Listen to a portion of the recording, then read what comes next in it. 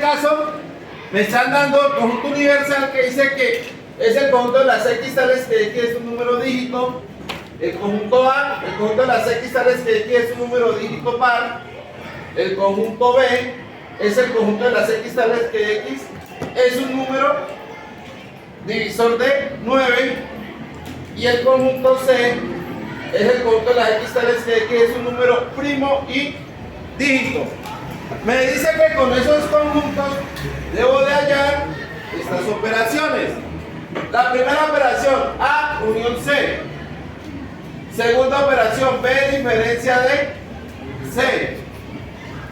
Tercera operación, A intersección B. Cuarta operación, el complemento de C. Y la última operación dice que debo de hallar la diferencia simétrica entre la unión de A y B y la diferencia de A y C. Entonces, lo primero que debo de hacer aquí es, como estos conjuntos están por comprensión, lo debo pasar por extensión para saber cuáles son sus elementos. Entonces, empezamos con el conjunto universal. El conjunto universal me está diciendo que es el conjunto de las x tales que x es un dígito. Entonces, acordémonos que siempre por comprensión yo doy la característica de un solo elemento, pero cuando lo voy a escribir por extensión debo de escribirlos todos y cada uno de ellos sin que me quede ninguno por fuera. Con un elemento que me quede por fuera ya me quedó mal el conjunto. Es un dígito. ¿Cuáles son los dígitos? Los números que trae la calculadora. 0, 1, 2, 3, 4, 5, 6, 7, 8 y 9. Esos son los dígitos. El conjunto A es un número dígito par. ¿Cuáles de estos son los pares? 2, 4, 6, 8. El conjunto B, x tal que x es un número divisor de 9. ¿Cuáles son los divisores de 9? El 1, el 3 y el 9. Esos serían los divisores de 9. Y por último, el conjunto C me dice que es un número primo y dígito. Entonces, ojo con esto, primo y dígito, o sea que no se nos va a salir del conjunto universal que son los dígitos. Porque donde me dijera es un número primo, pues ahí sí podría salirse. ¿Listo? Entonces es un número primo y dígito. Entonces, ¿qué quiere decir? Que entre los dígitos que tengo, debo sacar los primos que hay. En este caso, el 2, el 3, el 5 y el 7. Esos números son primos y son dígitos. Ahora sí que ya tenemos bien claro cada uno de los elementos. Entonces vamos a resolver las operaciones. La primera, la intersección, la unión entre A y C. Entonces, tengo el conjunto A y tengo el conjunto C. Vamos a hacer la unión. Acordémonos que la unión es la agrupación de los conjuntos en uno solo, pero no podemos escribir los elementos que se repiten sino una sola vez. Entonces, la unión entre los dos conjuntos entonces sería el 2, el 3, el 4, el 5, el 6, el 7 y el 8. Esa sería la unión entre A y C, ¿sí? Está el 2, y como acá está el 2, se escribe una sola vez. ¿Qué elementos sigue? El 3, el 4, el 5, el 6, el 7 y el 8. Esos son los elementos que hay en los dos conjuntos. Se repite el 2, pero lo escribimos una sola vez. Seguimos. B diferencia de C. ¿Qué es lo que nos dice la diferencia? La diferencia lo que nos dice es los elementos que pertenecen únicamente a B y no pertenecen a C. Entonces, si nosotros miramos entre B y C, ¿qué elementos de B pertenecen a C? Entonces, si observamos muy bien, el 3 está en B y el 3 está en C, lo que quiere decir que él no hace parte de la diferencia. Entonces, la diferencia entre B y C sería únicamente los números 1 y 9. ¿Sí?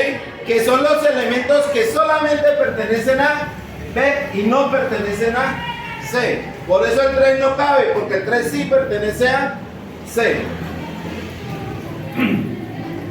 A intersección B. ¿La intersección qué es? Son los elementos que se repiten entre el conjunto A y B. Entre esos dos conjuntos A y B, ¿hay algún elemento que se repite? No hay ninguno, entonces decimos que es un conjunto vacío. Acordémonos que el conjunto vacío únicamente lo vamos a escribir con las llaves vacías, o también lo podemos escribir con el símbolo de vacío, cualquiera de los dos. Siguiente operación, el complemento de C. ¿Sí? El complemento de C, así como se escribe acá, también podríamos escribirlo con la C arribita. ¿Sí? Una comilla o la C, cualquiera de las dos quiere decir complemento del conjunto. ¿Qué es el complemento? El complemento son los elementos que le hacen falta al conjunto C para llegar a ser el conjunto universal. Entonces, miramos que el conjunto universal es 0, 1, 2, 3, 4, 5, 6, 7, 8 y 9.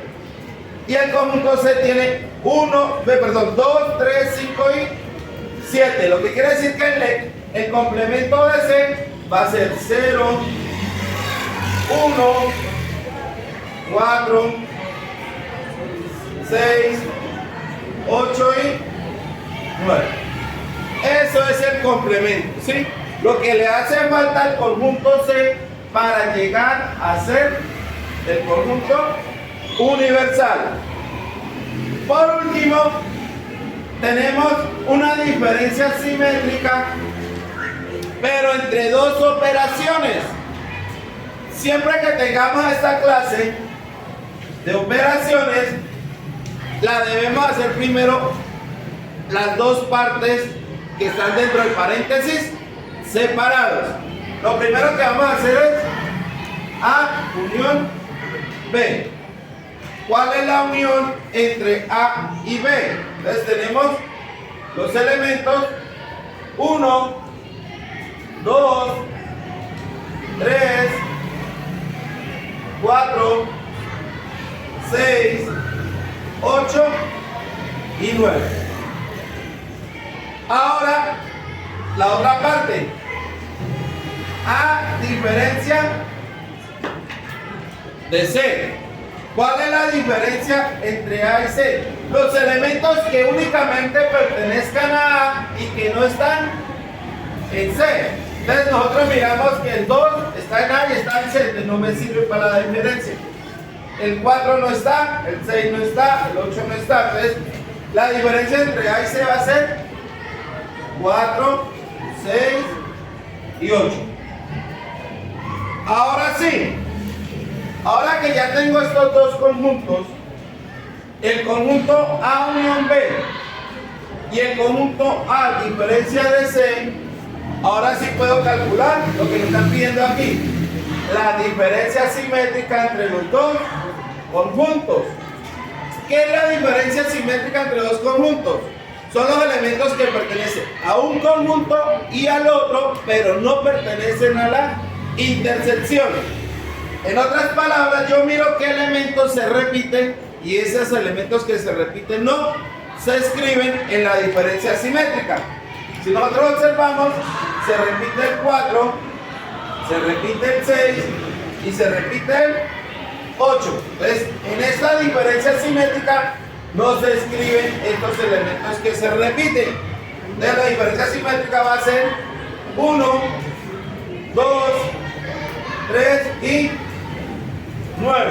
Entonces, esa sería la diferencia simétrica entre las operaciones de conjuntos.